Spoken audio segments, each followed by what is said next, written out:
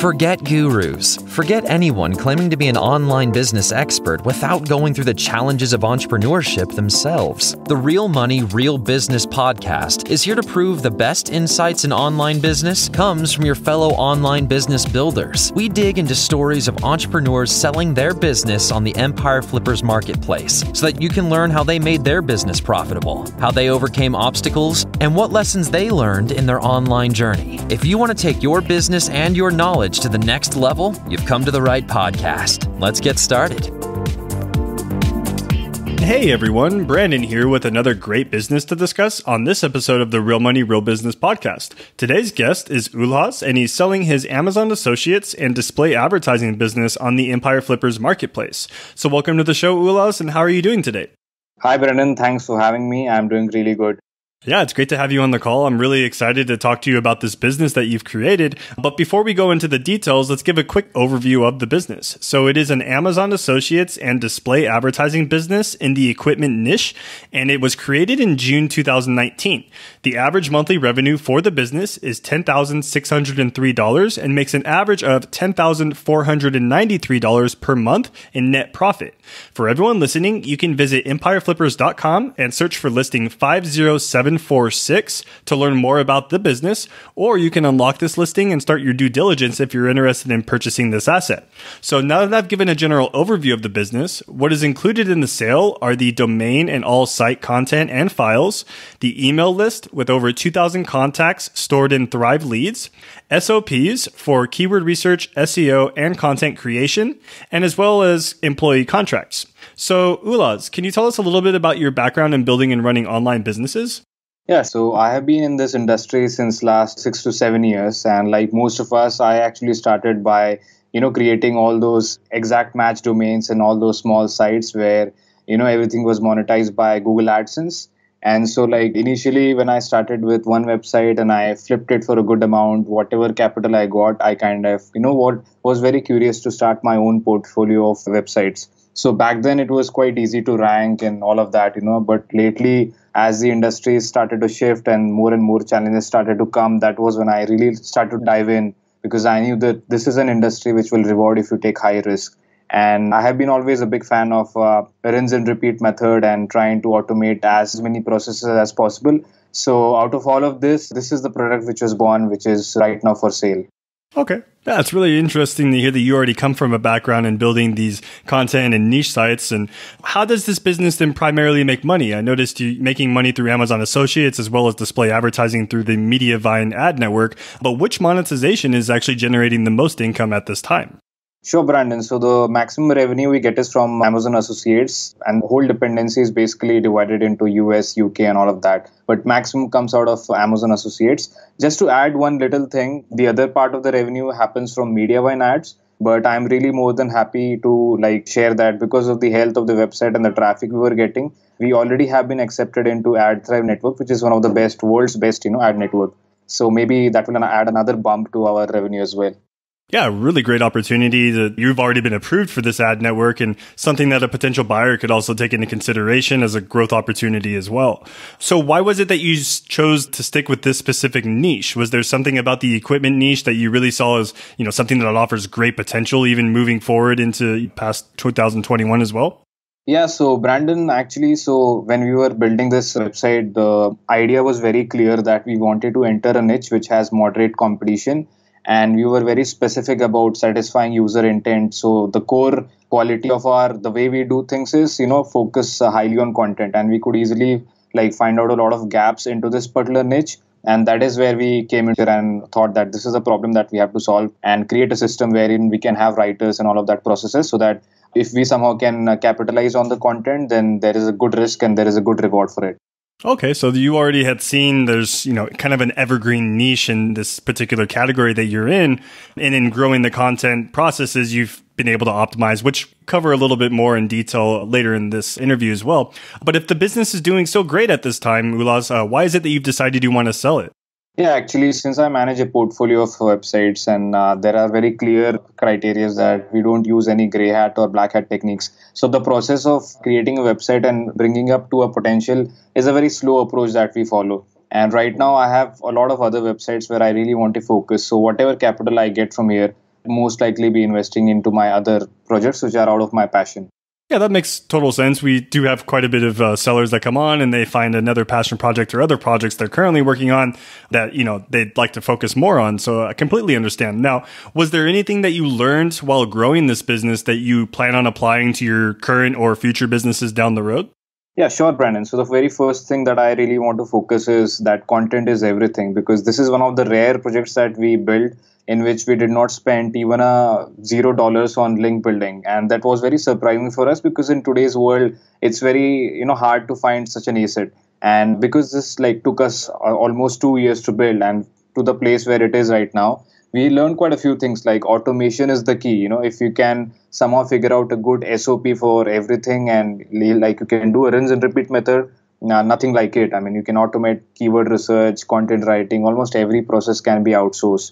So two things: first is automation, and second is outsourcing of everything. Okay. Now, we'll describe some of the operations and the team that you have doing specific tasks in the business. But now, was there anything outside of content that you tried with this business and it just didn't give you the ROI that you were expecting?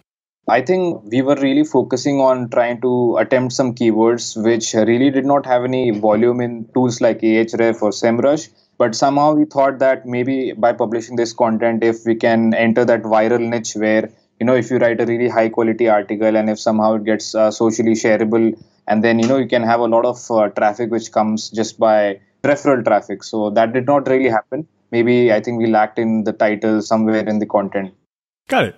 Now, so on the subject of focusing on content and building up your referral traffic and things of this nature, where does the majority of your traffic come from? Is most of it coming through organic search through Google, or do you also have some pay-per-click advertising or some other type of marketing that you're currently doing for the business? Yeah, so this is purely organic, Brandon. I mean, we never did any type of social media or we did not even run any type of ads. So almost more than 90% of everything that comes is happening via organic SEO. Got it. Yeah. And also I see the breakdown here in the listing. There's also direct traffic at almost 9%. And then the following is the referral traffic. So yeah, it's really great to see that you do have a majority of that traffic coming in organically. Now, do you plan on doing anything with the email list, or have you already started segmenting your email list and doing any type of marketing on that avenue itself? No, so not a lot of has been done in the email list. So there is a very big, everybody says the money lies in the list. And we haven't yet exploited all that opportunities which are there when you use an email list, So we have almost close to 2,500 emails, and we are yet to do anything with it. But I do have a lot of plans, and I'm pretty sure anybody who buys it can exploit it like anything. Yeah, absolutely. Just having that growth opportunity already available for a potential buyer is also another great asset to have in the favor of, growing the business to its full potential as well. Now, hypothetically speaking, Ulaz, if you were to keep this business, what are some of the ways that you would personally try and grow it? Sure. So, Brandon, the very first thing I would do is almost 50 or 60% of the pages don't even have a comparison table. And anybody who is in the industry or runs affiliate niche sites knows that how important the role of a comparison table is. So the very first thing that I will be doing is probably to add tables to all those best articles that exist on my website. And second is almost 60% of the entire website, the web pages are yet to be optimized. I mean, the basic on page and interlinking, all of that is yet to be done. So there lies a big opportunity. I'm pretty sure if you do some interlinking or just basic on page optimization, all of those pages will start to boost up, and then they can add a significant revenue. Then we also have this AdThrive. I mean, our website is already approved in AdThrive. So anybody who is again in the industry already knows that if you move from Mediavine to AdThrive, there is a jump of almost 30 to 40%. So that's one thing I would really go ahead and do it. And as we talked earlier, email list, I mean, it's still pending. We haven't touched the list. There is a lot of things that one can do with that email list. Last but not the least is we are currently only adding affiliate links from Amazon, and there are almost 6 to 7 different affiliate networks on that we can directly apply, and then we can start adding links to the top performing pages. And not just that, but since our website was producing really high quality content, we kind of got somehow recognized by the domain, I mean the high authority domain in our niche, who kind of gave us the honor of, I can call it an honor because they kind of referred to as one of the top 5 blogs to follow in that particular niche. So that kind of created a brand presence for our website, because of which you could see 9% or some percent of direct traffic coming. So I would really kind of capitalize on the brand thing, because it also adds to the eat factor that Google kind of considers very heavily on these days. Yeah, absolutely. I couldn't agree with you any more on that. And already having that established brand presence is a great opportunity for a potential buyer to also pick up and carry on to the next stage as well. And now, as we had mentioned earlier in the call, can you go through a basic breakdown on some of the weekly tasks that you're currently performing on the business? And also what is included for the workload on the VA that's also included with the business as well, too? Yeah, so to be very, very honest, we don't really spend a lot of time when it comes to this particular asset, because we were very clear that a lot of the things that were to be done on this particular asset were kind of in our automation phase. So we kind of recorded some videos and created some SOPs, SOP for how to write content, SOP for how to publish content using Thrive and all of that. So almost each week, a maximum of half an hour to 1 hour, that is what highly we would spend. And in that particular time, I would actually kind of see the progress of on-page optimization that is being done, the kind of articles which are getting published. So we had a very crystal clear approach on how to create SOPs and how can we then pass it on to everybody who's working. So the VA had two major responsibilities, which includes managing the writer. So, paying the writer and getting the work done. And then second part was where he had to publish everything on the page. And of course, that comes with a lot of different other things. Like once you publish a web page, then there are a lot of other things to do, check everything, permalink, etc. So yeah, basic stuff, because like I again said, nobody was looking at the link building aspect, because this was a, project where we were focusing on a slow approach and really, really trying to understand if Google can really, recognize a good quality content and push it above everything else. So nothing on the link building part, but majorly focused on the content part. And just every 6 months, we would just have a keyword research in place. That was the only thing where we kind of invested good amount of time. But that happened only once a 6 months or maybe once a quarter. Yeah, I saw that in the breakdown in the listing as well. So yeah, it's really interesting that you have taken this more automated approach and optimized your systems in place where you could keep your hands to only working on the business for an hour or less per week. And that's really great. It's what a lot of investors like to see. But do you think there's any particular skill set that a buyer should have prior to acquiring this business? Or do you think most of the work can be handled by the VA and handled at more of a top stand back alone type of approach? Yeah, so honestly, this is a passive income machine, to be very, very honest. If the buyer doesn't even understand what SEO is, he can easily take this and, hire VAs, or maybe I can refer one of the best VA that I know. And then, everything can be taken over from then. We don't really possess any skill set, because of which we think that this one asset stands really out. It's again, one of those approaches where nothing really is important when it comes to skill set. You can easily pass on to any VA or hire someone from Fiverr and things can easily be handed over. Nothing extra is needed, Brandon. Oh, it's really great to see that. And I'm sure potential buyers are also going to see the value in that as far as the systems that you have in place to ensure that type of passive investment. On the flip side of this, what do you feel are maybe some of the biggest risks that a potential buyer should be aware of prior to acquiring this business? Yeah, so the very first risk is, of course, Google changing its algorithm.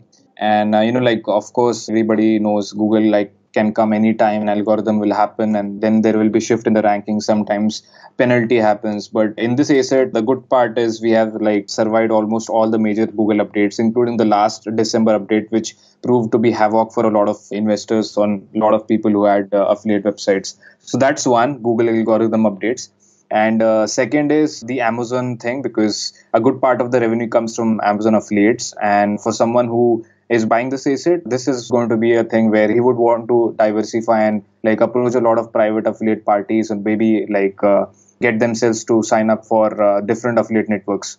Yeah, that should be expected as well for this particular type of monetized content site. So yeah, it's good that we bring that up in regardless. And, if you've survived this many Google algorithm updates, that shows, the quality of the content is there and Google recognizes that as well too. Now, Ulas, are you willing to commit to a non-compete, meaning any future businesses or current projects you are going to be in, you'll stay out of this specific niche? Yeah, absolutely, Brandon. Okay. Of course. Yeah. Perfect. And then now, how much support are you willing to offer potential buyers? Are you going with the typical 30 days of email and Skype call support, or did you have something in addition that you would like to add on to that? Yeah, so apart from the 1 month of I will be available for like 30 days, whether it is via email or any other mode of communication. But also, I'll be like available for two Skype calls because the approach that we had for this ASIT is a very not so traditional approach where a lot of people do link building and stuff. So, this approach, I would really want to like make sure the buyer kind of understands the mindset, and there are a lot of big plans that can happen with this asset. So I would really love to spend more time with anybody who's buying so that they can take this forward. That's really great to hear. And I'm sure potential buyers that are looking at this listing can also see the value in that extra support and added protection as well for them, that you're willing to walk them through it and make sure that they're successful. Now, Ulaz, are you open to negotiating something like an earnout where you'll receive a large portion of the sales price up front and then smaller payments over the course of a few months, closing out the deal after that? Well, yes, I mean, I'm definitely flexible, but looking at the value of the website, I am really more inclined towards a full cash pay. But again, I mean, I'm totally flexible on whatever option kind of seems to be a good thing for me and the asset. Yeah, it's really great to hear that. Something that you'd be open to, but again, that could always be discussed further in negotiations once an offer is on the table. Now, just a few sideline questions for you, Ulaz. Was there any software or tools that really helped you at the start of running this business? The first was Thrive Architect, which is a paid tool that we were using to, create all those pages and stuff. And apart from that, we were kind of using the basic tools every now and then, which is Ahref and SEMrush, just to kind of see how our website is performing, the organic keywords, and sometimes scrape our competitors. So yeah, nothing more than that.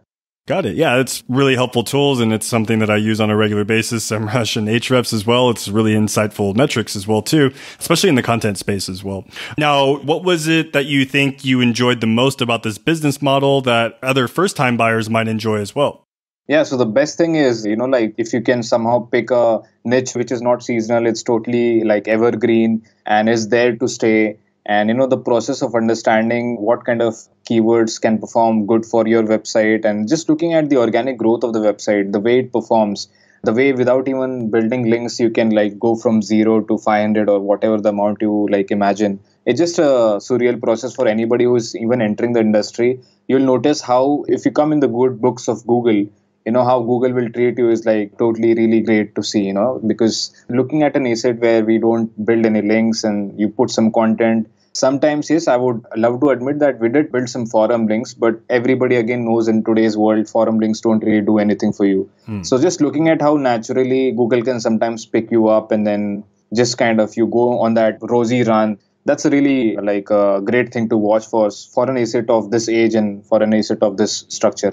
Yeah, absolutely. Having built up not only the amount of revenue, but also the traffic and seeing the progression over the last 2 years, all organically and having a few of these other opportunities we've discussed with the email list and a few other ranking factors as far as building the backlink profile shows, a really great opportunity for a buyer to take into consideration for this business. Now, last final question for you, Laz. Putting yourself in the shoes of a buyer, why do you think that this business is worth buying?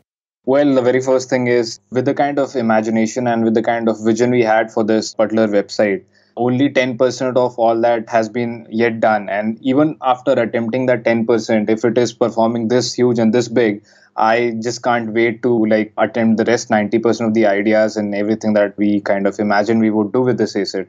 And that includes some of the things which we can see like easily right away. First, which is it already has a good brand presence. As a matter of fact, if you go in Ahref, you can already find, the keyword volume for the very name of the website which exists. That's a very surprising and a very good thing because that kind of goes to say that you have already created a good brand, which means not a lot of things should be done on the marketing side. It's just small tweaks and you can do great things with it.